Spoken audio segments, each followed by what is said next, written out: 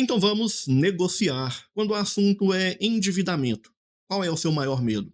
Perder o seu carro ou perder a sua casa, ter a sua CNH suspensa ou, quem sabe, ser preso ou até mesmo ter o seu salário penhorado? Ou o seu maior medo é simplesmente ter o nome sujo? Qual é o seu principal medo quando o assunto é endividamento? No vídeo de hoje, a gente vai conversar exatamente sobre isso. Os 5 principais medos ou as 5 principais consequências de estar endividado. Se você acha que a única consequência é simplesmente estar negativado, é estar com o nome sujo, você está mais enganado do que você imagina. Existem sim consequências muito mais graves quando o assunto é endividamento. E no vídeo de hoje, a gente vai conversar um pouco sobre as principais preocupações de quem está passando por essa situação e quando que isso acontece. Você vai perceber que isso não acontece de forma tão simples assim. É necessário que essa dívida tenha algumas características para que possa haver consequências mais graves quando o assunto é endividamento. Mas antes da gente ir para esses 5 principais medos, se inscreva no canal porque toda semana tem um conteúdo novo que com certeza vai te ajudar a negociar qualquer dívida com qualquer banco. Então vamos ao que interessa. Eu tinha a plena convicção que o principal medo de vocês que estão passando por essa situação de crise financeira, de endividamento, de inadimplência, eu acreditava que o principal medo, receio de vocês era simplesmente ter o nome incluído nesses principais órgãos de proteção ao crédito.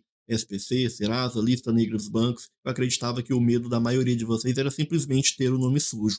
Mas não é bem assim que está acontecendo. Eu percebi que vocês têm outras preocupações em relação a consequências do endividamento. E diariamente eu recebo aqui no meu canal várias e várias dúvidas em relação a esse ponto, consequências do endividamento. E eu separei aqui para você as 5 principais dúvidas que eu sempre recebo aqui nesse canal. E a primeira dúvida é: tenho apenas uma casa e um veículo, posso perdê-los por causa de dívidas bancárias, cartão de crédito, empréstimos pessoais, consignados? Olha só, você até pode perder a sua casa por causa de dívidas bancárias, exatamente isso.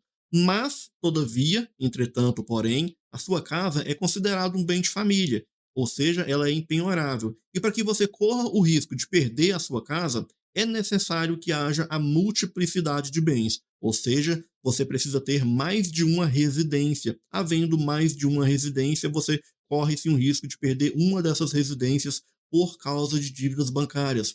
A mesma coisa acontece em relação ao seu veículo. O seu veículo, o carro que você utiliza para trabalho, também é considerado bem de família, ou seja, ele é impenhorável. Porém, para que você corra o risco de perder esse veículo, também é necessário a multiplicidade de bens. Se acaso você tiver mais de um veículo, você corre sim o risco de perder um desses veículos por causa de dívidas bancárias. Então, você corre sim o risco de perder um desses bens, porém é necessário que haja ali algumas características. E a característica é exatamente essa, a multiplicidade de bens.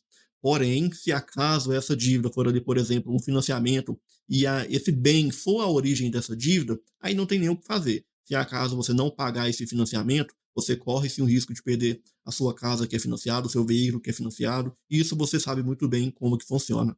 Então, para que você perca os seus bens em relação a dívidas bancárias, cartão de crédito, empréstimos pessoais consignados, é necessário essa multiplicidade, porque os seus bens são considerados bens de família. A sua casa, o seu veículo são bens de família, são impenhoráveis. E a segunda dúvida que eu sempre recebo aqui no canal é: não consigo pagar, estou desempregado, posso ter a CNH suspensa? Olha só, preste bem atenção. Quando o assunto é ter a CNH suspensa, é necessário várias e várias características para que isso aconteça. Se acaso você de fato não tem a condição de pagar essa dívida, se você está desempregado, de fato está tentando chegar a um acordo e não consegue porque a dívida está muito alta, o banco não pode simplesmente te punir suspendendo a sua CNH. O banco não pode utilizar dessa ferramenta como uma punição, se acaso você estiver tentando se livrar dessa dívida, porém não está passando por uma situação financeira muito, eu diria que, agradável no momento. Então o banco não pode simplesmente suspender a sua CNH simplesmente porque você não consegue pagar esse saldo devedor. Ele não pode utilizar isso como uma punição. De certa forma, ele até pode utilizar como uma punição. Porém, para que o banco possa utilizar essa ferramenta, para que ele possa suspender a sua CNH, é necessário que você, de certa forma, esteja escondendo algum bem do banco. Exatamente isso. Você precisa estar demonstrando que não tem o interesse de pagar e tem a condição de pagar. Então o banco precisa estar desconfiando que você está, de certa forma, escondendo algum bem. Nessa situação, sim, o banco pode utilizar dessa ferramenta como uma punição para que te obrigue a pagar o valor desse saldo devedor. Até porque você tem condição, você tem bens, você está escondendo, você está ocultando bens do banco. Nessa situação, o banco pode sim utilizar essa ferramenta como uma punição. Agora, se você está desempregado, se você não tem condições, o banco não pode utilizar isso como uma ferramenta para te punir. É necessário que essa dívida tenha ali algumas características. E uma das características é exatamente essa. Você precisa demonstrar, de certa forma, que está escondendo alguma coisa do banco para que ele possa estar utilizando essa ferramenta de punição, digamos assim. E a terceira dúvida que eu sempre recebo aqui no canal é a seguinte: posso ter o salário penhorado por causa de dívidas do cartão? E a resposta é sim. Você pode sim ter a sua conta salário penhorada por causa de dívidas bancárias, cartão de crédito, empréstimos consignados, seja lá qual for a dívida bancária, você pode sim ter o seu salário penhorado por causa dessas dívidas. E quando que isso acontece? Olha só, preste bem atenção. A lei diz que a partir de 50 salários mínimos você pode ter a sua conta salário penhorada, e se a dívida for ali em relação à pensão alimentícia, não há limite de salário. Todavia, entretanto, porém, o STJ já está desconsiderando esse limite de 50 salários mínimos. O STJ já está condenando devedores ali que recebem abaixo desse limite. Então, tome muito cuidado quando você levar em consideração esses 50 salários mínimos, porque o STJ não está levando muito em consideração esse limite. O STJ já está condenando ali os devedores que recebem menos que isso. Então, tome muito cuidado com essa possibilidade de ter ali a sua conta salário penhorada por causa de dívidas bancárias. Tome muito cuidado em relação a esse limite. Ah, Thiago, mas não é lei? É lei, mas a gente sabe muito bem como que funciona no Brasil. A lei diz que 1 mais 1 é 2, porém, o judiciário diz que 1 mais 1 não é 2, é 1,99. Isso é um ponto negativo. O STJ já está condenando ali pessoas que recebem menos que 50 salários mínimos, porém, existem outras decisões que também são favoráveis a quem está nessa situação de crise financeira. Porém, essa decisão não foi muito favorável para quem está. Então, tome muito cuidado em relação a esse limite de salário. E a quarta dúvida que eu sempre recebo é: o banco pode me processar por causa de dívidas do cartão? E a resposta é sim. Olha só, para que o banco possa estar até mesmo suspendendo a sua CNH, é necessário uma ação judicial. Quem dirá para que ele tome algum bem que você tenha. Então, é necessário sim uma ação judicial. O banco não pode simplesmente acordar em um belo dia e decidir: hoje eu vou suspender a sua CNH por causa de dívidas do cartão de crédito. Hoje eu vou tomar o seu veículo por causa do cartão de crédito que você não pagou. Isso não pode acontecer. É necessário, sim, uma ação judicial. E para que o banco possa iniciar essa ação judicial, essa dívida precisa ser financeiramente interessante para eles, porque o banco também vai ter despesas com o judiciário. Então, é muito raro a gente encontrar ações judiciais com dívidas ali abaixo de R$ 40 mil. Raramente isso acontece. Não é que não possa acontecer. O banco pode muito bem iniciar uma ação judicial com uma dívida de R$ 1.000, porém isso não é financeiramente interessante para eles. É necessário que essa dívida seja mais elevada para que eles iniciem essa ação judicial, porque, como eu disse para você, o banco também vai ter despesas com o judiciário. Então, para que você perca a sua CNH, para que você corra o risco de perder algum bem, é necessário que essa dívida seja mais elevada para que o banco inicie essa ação judicial. Então, sim, o banco pode sim iniciar uma ação te obrigando a pagar esse saldo devedor nessas situações. Como eu disse para você, não é que ele não possa iniciar uma ação judicial com dívidas menores. Ele pode sim, porém, não é comum que isso aconteça. E a quinta dúvida que eu sempre recebo é: o que acontece quando a dívida caduca? Olha só, quando a dívida caduca, quando passa aqueles 5 anos de prescrição, o banco não pode mais cobrar essa dívida de forma judicial e qualquer que seja a restrição deve ser retirada.